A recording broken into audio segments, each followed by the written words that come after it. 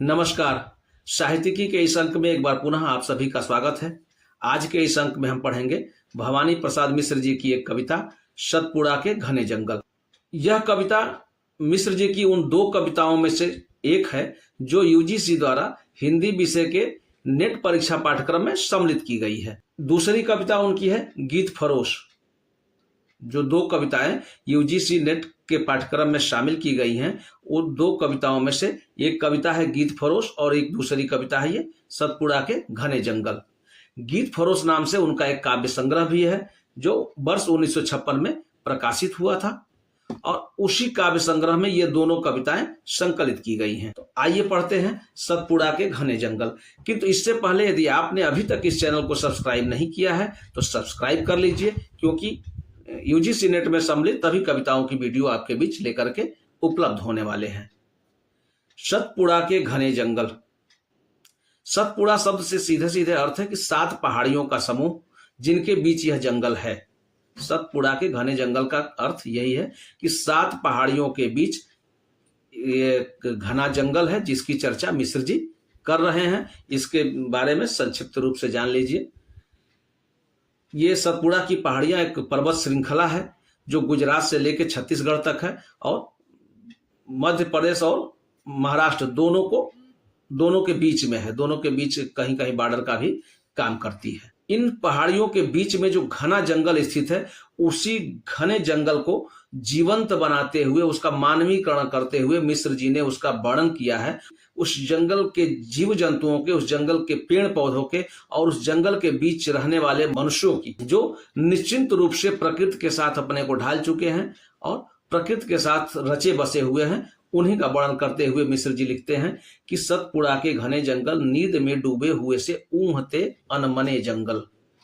ऊँघते अनमने और नींद में डूबे हुए से अर्थ यह है कि वो किसी ऐसे समय का वर्णन कर रहे हैं जब हवा शांत है और उन पेड़ों में, उन लताओं में या जंगल में जितनी घास या जो कुछ भी ऊंचे नीचे झाड़ हैं सब चुप है, मतलब कोई हिल नहीं रहा है, सब शांत पड़े हुए हैं। अर्थात उस समय की स्थिति यह है कि हवा नहीं बह रही है बिल्कुल। तो उसी समय के वर्णन को ये लिख रहे हैं कि झाड़ ऊंचे और नीचे, अर्थात चाहे वो ऊंचे झाड़ हो, बड़े वाले झाड़ हो या नीचे अर्थात छोटे वाले झाड़ हो, चुप खड़े हैं आंख भींचे। सभी लोग ऊंचे और नीचे अर्थात बड़े वाले, लंबे वाले और छोटे वाले सब प्रकार के झाड़ आंख भींचे अर्थात आंख बंद किए हुए। अब आंखें, पौधों की आंखें तो होती नहीं है, किंतु इसको सजीव कर रहे हैं, इसका चित्रण करते हुए इसका मानवीकरण कर रहे हैं। जैसे वो आंख बंद करके चुपचाप खड़े हैं, किसी को देख नहीं रहे हैं, शांत हैं। अगली पंक्ति में है घास चुप है कास चुप है। घास आप तो समझ ही रहे हैं, कास भी एक प्रकार का घास है जो लंबा होता है, ऊंचा होता है, कहीं कहीं 4-5 फीट तक का होता है। इस कास का उपयोग पंडित जी जब पूजा कराते हैं तो पवित्री बनाने का काम करते हैं। इस कास के उपयोग में, कास का उपयोग पारंपरिक रूप से महिलाएं डलिया बनाने का काम करती थी, आज हो सकता है व्यावसायिक रूप से भी इसका उपयोग हो। मूक साल पलाश चुप है। मूक अर्थात गूंगा, यही चुप होने का ही भाव है यहाँ पे। मूक होने का अर्थ चुप होने का ही। साल एक प्रकार का बड़ा वृक्ष होता है जो इमारती लकड़ियों में जिसकी गिनती होती है, जिसकी लकड़ियां इमारती कही जाती हैं, वो मूक है अर्थात वो भी चुप है। पलाश चुप है।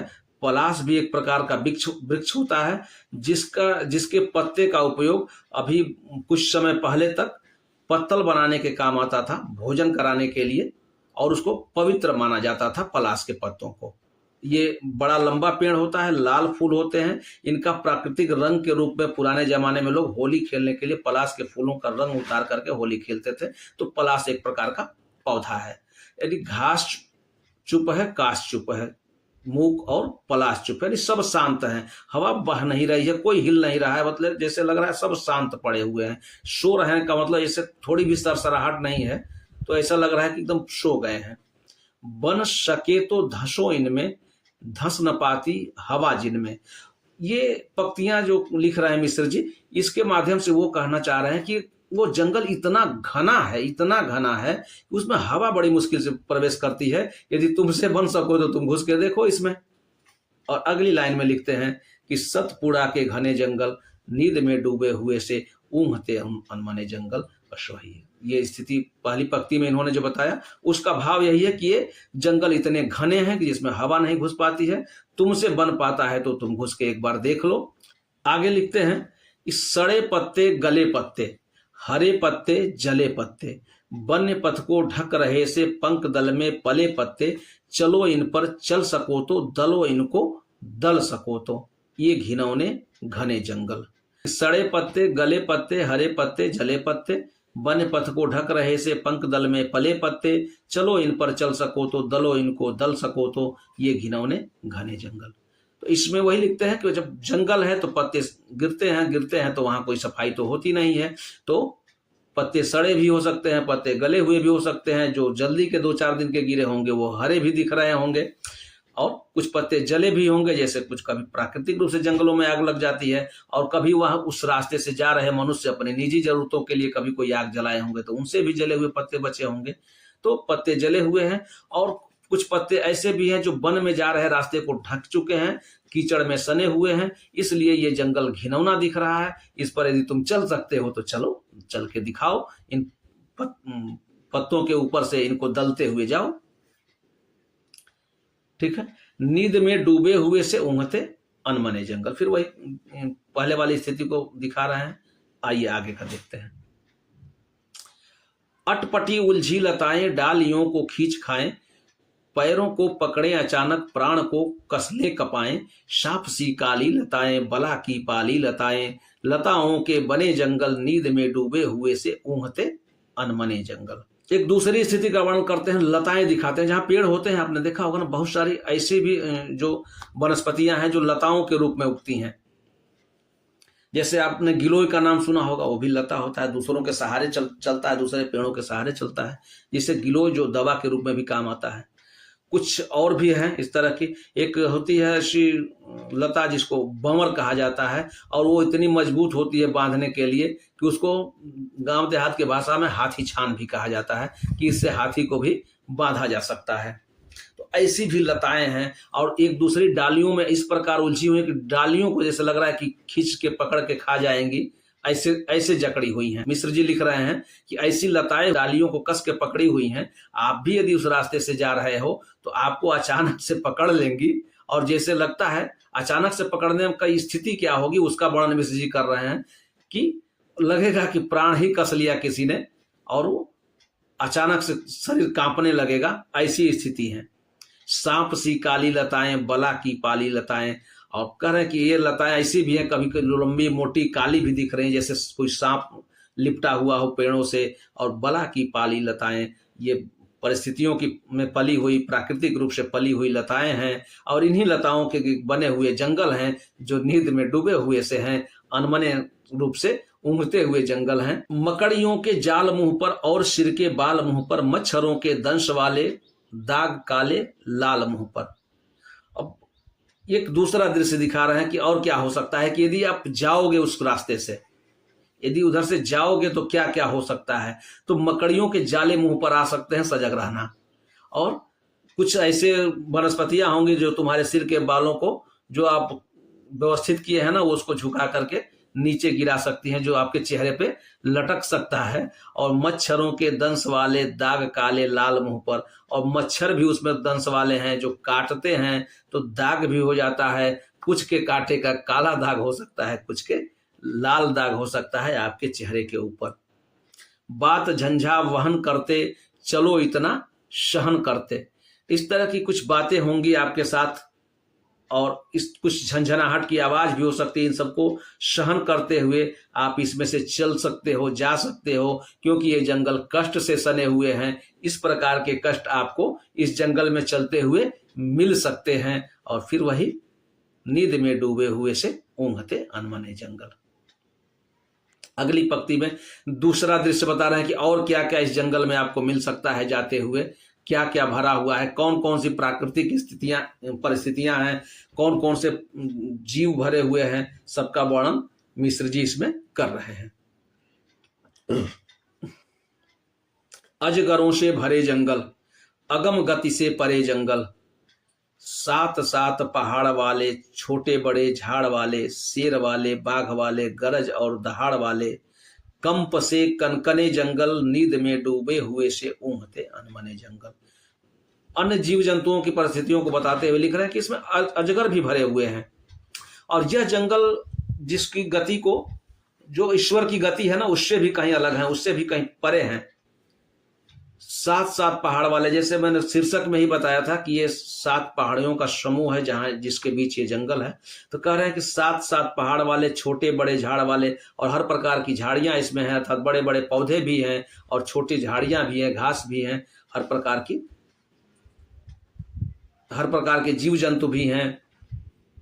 शेर वाले, बाघ वाले, गरज और दहाड़ वाले, तो शेर भी हैं, बाघ वाले हैं, बाघ भी हैं ये इस जंगल में, और भी जानवर होंगे, चूंकि गरज रहे हैं, दहाड़ रहे हैं, तो और भी जानवर होंगे। उनके लिखने का अर्थ यही है कि विभिन्न प्रकार के जीव जंतु जानवर इस जंगल में निवास करते हैं। और कंप से कनकने जंगल, नींद में डूबे हुए से ऊँघते अनमने जंगल। और कभी जब दहाड़ होगी, आप इस जंगल से निकलोगे, तो ये भी स्थिति हो सकती है कि कहीं आपको शेर की दहाड़ सुनाई दे, कहीं गरज सुनाई दे, तो आप कंप से कनकने, मतलब कांपने की स्थिति हो सकती है कि अचानक से आपकी रूह कांप जाए उनकी दहाड़ सुन करके। ये स्थिति बन सकती है इस ऊँघते अनमने जंगल के बीच। इन 7 पहाड़ को आप लोग ध्यान रखिएगा, कभी भी पूछ सकता है, उसका अर्थ भी पूछ सकता है शीर्षक को लेकर के भी, और बाकी कहीं प्रश्न बना करके भी। इन बनों के खूब भीतर 4 मुर्गे 4 तीतर, पाल कर निश्चिंत बैठे, विजन बन के बीच बैठे, झोपड़ी के फूस डाले, गोण तगड़े और काले। दूसरी परिस्थितियों को बता रहे हैं, प्राकृतिक वनस्पतियों के बारे में उन्होंने कहा, जंगल के जीव जंतुओं के बारे में उन्होंने बताया। अब बता रहे हैं कि वहां मनुष्य भी रहते हैं, और मनुष्य किस प्रकार के हैं, तो झोपड़ी पर फूस डाले, यानी फूस की झोपड़ी वाले जो उनके घर हैं, वहां विजन माने बिना जन के, जहां और दूसरे प्रकार के लोग नहीं रहते, ऐसे वनों में के बीच वो बैठे हुए हैं जहां आम जन जीवन नहीं है, वहां ये लोग कुछ बैठे हुए हैं। और ये गौड़ जनजाति के लोग हैं जो काफी मजबूत शरीर वाले, तगड़े हैं, काले रंग के तो हैं लेकिन तगड़े शरीर वाले हैं। और ये लोग वहीं पर घास की झोपड़ी में 4 मुर्गे और तीतर पाल करके वहीं रह रहे हैं खूब मजे से। खूब भीतर लिखने का, इन वनों के खूब भीतर लिखने का अर्थ यह है कि अत्यधिक अंदर गहराई में, खूब भीतर मतलब बहुत अंदर, ऐसा नहीं है कि ये जंगल के किनारे पे कहीं है, नहीं, खूब भीतर अर्थात अत्यधिक अंदर है। इस शब्द का ध्यान रखेंगे आप लोग पढ़ते समय। 4 मुर्गे 4 तीतर, यहाँ 4 मुर्गे 4 तीतर का अर्थ है कि कुछ मुर्गे और कुछ तीतर, संख्या का यहाँ कोई मोल नहीं है कि वो गिन करके आए थे मिश्र जी की 4 मुर्गे ही थे और 4 तीतर ही थे, ऐसा नहीं है। अर्थात ये कह रहे हैं कि कुछ मुर्गे, कुछ तीतर और कुछ अन्य जंतु भी जो पाले होंगे, उनको पाल करके निश्चित रूप से वहां बीच में बैठे हुए हैं। किंतु परीक्षा की दृष्टि से आप लोग 4 जरूर याद कीजिएगा, क्योंकि कुछ भी पूछा जा सकता है, आजकल ऐसे प्रश्न बन रहे हैं। तो ऐसे गुण जाति के तगड़े अर्थात मजबूत शरीर वाले और काले रंग वाले लोग अपनी फूस की झोपड़ी के बीच 4 मुर्गे, मतलब कुछ मुर्गे और कुछ तीतर पाले हुए जंगल की गहराई में निश्चिंत होकर के अपना जीवन जी रहे हैं। जहां कोई दूसरा आमजन नहीं रहता है, वहां इस प्रजाति के लोग रहते हैं।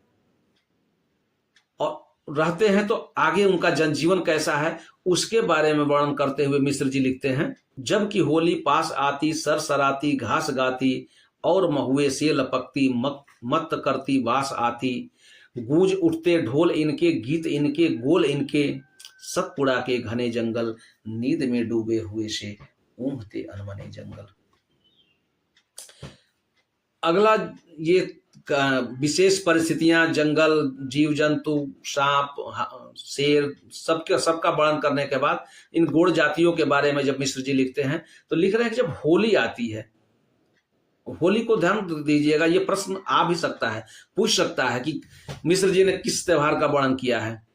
तो ये स्थिति बन सकती है कि जब होली आती है, मिश्र जी लिखते हैं कि होली आती है तो ये अनमने जो ऊँघते हुए जंगल थे, जो चुप थे, बोल नहीं रहे थे, वो क्या कर रहे हैं कि सरसराती घास गाती, अर्थात सरसर की आवाज आ रही है, जैसे वो घास गाने लगी है, अब उसमें जैसे बोलने लगी है। अब अभी तक जो मूक थी वो गाने लगी है, और गाने लगी है तो न सिर्फ उस वनस्पतियों में वो स्थिति है, बल्कि पूरे माहौल में, पूरा जो वहाँ का माहौल है, वहाँ की जो हवाएं हैं, उन सब में क्या हो रही है, तो मत करने वाली अर्थात मस्त कर देने वाली एक बास आती है। कहाँ से? महुए से उठती हुई। अब यहाँ महुए से लपकती का अर्थ दो तरह से आप समझ सकते हैं। एक तो ये स्थिति है कि जो होली आती है उसके बाद चैत्र का महीना शुरू होता है, बसंत ऋतु शुरू होती है, और जो महुआ का पेड़ होता है उस महुए से उसके फूल झड़ते हैं, और फूल झड़ के जमीन पे गिरते हैं। उन फूलों को इकट्ठा किया जाता है, बहुत पहले खाया जाता था, आज भी उसका बहुत उपयोग होता है। तो उन महुओं से एक अजब मिठास निकल के आती है, और उनकी जो महुए की फलियों की जो वास है वो मस्त करने वाली है। और दूसरी एक चीज है कि होली का त्यौहार है, जनजाति लोग हैं, तो महुए से बनने वाली दारू भी पी करके मस्त होंगे, दारू बना रहे होंगे तो उससे भी मस्त बास आ रही होगी। दोनों स्थितियों पे आप लोग विचार कर सकते हैं, समझ सकते हैं, क्योंकि मिश्र जी अभी तो इस दुनिया में नहीं है। वो उनकी भावनाएं हैं, क्या लिखते हैं, बाकी अर्थ निकालने वाले सब लोग अपने अपने हिसाब से निकाल सकते हैं तर्क के द्वारा। महुए से लपकती हुई मत करती बास आती, तो वो महुए की जो फलियां हैं, जो फूल हैं, जो गिरते हैं जमीन पे, तो उनसे अच्छी मदमस्त कर देने वाली, मोहित कर देने वाली एक सुगंध निकल के आती है। और निकल के आती है तो उन हवाओं में, उन फिजाओं में जो मदमस्त करने वाली है, उसी में ढोल भी गूंजते हैं इनके, और गीत भी इनके गूंजते हैं, कि गोलबंदी होती है, गोल बना बना करके लोग ढोल बजा करके और गीत गाते हैं और आनंद लेते हैं। नींद में डूबे हुए से ऊँघते अनमने जंगल। तो उन गोंड जनजाति के बारे में इन्होंने लिखा है, उनके त्योहारों के बारे में लिखा है, किस प्रकार से त्योहार मनाते हैं। जगते अंगड़ाइयों में, खोह खड्डों खाइयों में, घास पागल, कास पागल, साल और पलास पागल, लता पागल, बात पागल, डाल पागल, पात पागल, मत्त मुर्गे और तीतर, इन बनों के खूब भीतर। अब मैंने कहा ना कि पीछे जिनको शांत बता रहे थे मिश्र जी, जब होली आई है, बसंत ऋतु आई है, बसंत में तमाम प्रकार के पेड़ों, जैसे महुआ है, इसी प्रकार से और भी पेड़ हैं जिनके खुशबू से सब वातावरण वहां का मस्त हुआ है, मदमस्त हो चुका है। तो हो क्या रहा है कि जगते अंगड़ाइयों में, अब ये अंगड़ाई लेते हुए जग रहे हैं, पेड़ पौधे हिल रहे हैं, गा रहे हैं धीरे धीरे। और खो खड्डे खाइयों में, जितने वहां खो हैं, खड्डे हैं, गुफाएं हैं, सब में से आवाज आने लगी है जैसे। और ये घास पागल, कास पागल, वो जो घास चुप और कास चुप कर रहे थे, अब तो वो मदमस्त होकर के झूम रहे हैं। फागुन की हवा बह रही है, होली वाली जो मौसम होता है ना, फागुन का महीना, उसमें एक हवा बहती है जिसे फागुनी हवा कहते हैं। उस फागुनी हवा में सब मस्त होकर के पागल हुए हैं। शाल और पलाश पागल, जिन जिन पौधों के, वनस्पतियों के बारे में उधर चुप उन्होंने कहा था, वो सब अब मदमस्त होकर के बोलने लगे हैं, गाने लगे हैं, गुनगुनाने लगे हैं। मत्त मुर्गे और तीतर, ये जो गुण जनजातियों द्वारा पाले गए मुर्गे और तीतर थे, ये भी मस्त हो गए हैं इन बनों के खूब भीतर, अर्थात जो वन हैं उन बनों के भीतर सब लोग मौज मस्ती कर रहे हैं। अगली पंक्तियों में मिश्र जी वन के बारे में जो बता रहे हैं वो लिख रहे हैं कि क्षितिज तक फैला हुआ सा, मृत्यु तक मैला हुआ सा। लिख रहे हैं कि वो जो जंगल है क्षितिज तक फैला हुआ है, अर्थात आप खड़ा होकर के जहां दूर तक देखते हैं, जहां जिसको क्षितिज कहते हैं, अर्थात जहां धरती और आकाश मिलता हुआ दिखाई देता है, वहां तक ये जंगल ही दिखाई दे रहा है। इतना दूर तक, कहीं से आप खड़े होकर देख रहे हैं तो इतना दूर तक दिख रहा है कि क्षितिज तक वो फैला हुआ है। और मृत्यु तक मैला हुआ सा, अर्थात इसके अंत तक, जहां तक ये है बना हुआ। मृत्यु क्या है? अंत का प्रतीक है। अर्थात ये जंगल जहां से आप देख रहे हैं शुरू है और जहां ये समाप्त है, वहां तक ये मैला ही है, गंदा ही है। क्षुब्ध काली लहर वाला, मथित उत्थित जहर वाला, मेरु वाला, शेष वाला, शंभु और सुरेश वाला, एक सागर जानते हो। लिख रहे हैं कि आप एक सागर को जानते हैं ना। कौन सागर? वही जो मथित है, जिसे मथा गया है। और मथने किससे मथा गया है? तो मेरु वाला, अर्थात जो मद्राचल पर्वत है। शेष वाला, जो वासुकी नाग की बात कर रहे हैं, अर्थात जो पर्वत वाले और वो सर्प के माध्यम से जिसको मथा गया है और मथने के बाद जिससे जहर निकला हुआ है। क्षुब्ध काली लहर वाला, अर्थात जो जिससे काली लहर निकली है, जो जहर निकला हुआ है, उस सागर को तो आप जानते हैं ना। जिससे निकले हुए जहर को शंभु पी गए थे, जिससे निकले हुए अमृत को सुरेश बांटने में लगे हुए थे, उस सागर को तो आप जानते हो ना। यही पूछ रहे हैं। तो आप जानते हो उस सागर को, तो उस सागर में जितनी विभिन्नताएं हैं, जितने रत्न हैं, जितनी मोतियां हैं, या जितने भांति भांति प्रकार के उसमें रत्न पड़े हुए हैं, जीव जंतु पड़े हुए हैं, उसी प्रकार उस सागर के समान इस जंगल में भी भिन्न भिन्न प्रकार के जीव जंतु और वनस्पतियां विराजमान हैं। नींद में डूबे हुए से ऊँघते अनमने जंगल, अर्थात पुनः उसी बात को लिख रहे हैं कि शांत ये जंगल पड़ा हुआ है। उस जंगल की तुलना उस सागर से करते हैं। धंसो इनमें डर नहीं है, मौत का यह घर नहीं है। लिख रहे हैं कि इसमें प्रवेश करो, इसमें प्रवेश करने में, इसमें जाने में कोई डर नहीं है, ये कोई मौत का घर नहीं है। इसमें बहुत से लोग पहले जा चुके हैं और जाने का जो अनुभव है, जा करके आने का जो अनुभव, उसकी कथाएं बहुतों के द्वारा कही गई है। इस जंगल के अंदर अनेकों नदियां हैं, इस जंगल के अंदर झरने हैं, नाले हैं, जो इस वन ने अपने गोद में पाले हुए हैं सबको। लाख पंछी 100 हिरंदल, चांद के कितने किरंदल, झूमते बन फूल फलियां, खिल रही अज्ञात कलियां। लिखते हैं कि इस जंगल के अंदर, इस जंगल की गोद में लाखों पक्षी पल रहे हैं और अनेकों सैकड़ों हिरणों के दल घूम रहे हैं इधर उधर। चांद की कितनी किरणें आ रही हैं और चांद की किरणों के आने से झूमते बन फूल फलियां, और वनों में तमाम फूल और फल यहाँ झूम रहे हैं, मस्त हैं, अर्थात फल फूल रहे हैं। खिल रही अज्ञात कलियां, और तमाम ऐसी ऐसी कलियां खिल रही हैं जिनके बारे में हम और आप जानते भी नहीं हैं। तो एक बार जाइए और जानने का प्रयास कीजिए।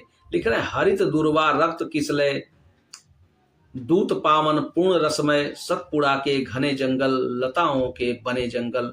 आखिर में मिश्र जी लिखते हैं कि इस जंगल में आप निडर होकर के, निश्चिंत होकर के जा सकते हो। लिखते हैं धंसो इनमें डर नहीं है, मौत का यह घर नहीं है। उतर कर बहते अनेकों कल कथा कहते अनेकों, नदी निर्झर और नाले इन वनों ने गोद पाले। लिख रहे हैं कि ये जो वन है, सतपुड़ा के जो जंगल हैं, इसमें इन्होंने अपने गोद में अनेक प्रकार के नदी, झरने और नालों को पाला हुआ है। इसमें तमाम लोग बहते हुए, तमाम जीव जंतु निकल रहे हैं, जा रहे हैं और अपनी कथा कह रहे हैं कल कल करते हुए। और इसमें आप जाओ, आप प्रवेश कर सकते हो, इसमें कोई डर नहीं है, ये कोई मौत का घर नहीं है। जाइए, घूम के आइए, देखिए इसमें क्या क्या है। इसमें लाखों पक्षी हैं, सैकड़ों हिरणों के समूह हैं, इसमें चांद के किरणों के दल हैं, अर्थात चांद की किरणें भी यहाँ आती हैं रात में, जिससे यहाँ झूमते हुए वनों में फूल और फल उपलब्ध हैं। तमाम अज्ञात कलियां भी खिल रही हैं जिनका हम नाम तक नहीं जानते हैं। हरे घास भी है, तो लाल रक्त के समान खिले हुए फूल भी हैं। उसके पूत पावन पूर्ण रसमय, उसके फल भी हैं जो पवित्र हैं और पूरी तरह से रसमय हैं, जीवन में रस घोलने वाले हैं। इस प्रकार का ये सतपुड़ा का घना जंगल है और ये लताओं से बना जंगल है। तो मिश्र जी जंगल के पूरी तरह शुरू से लेके आखिर तक, पहले तो उसको शांत बताते हैं और बाद में उसके रस को बताते हैं, उसकी मस्ती को बताते हैं जंगल की, और उसका पूरा एक जीवंत वर्णन किए हुए हैं इस कविता के अंदर। तो आप सभी से एक अनुरोध है कि इस कविता को शेयर अवश्य करें।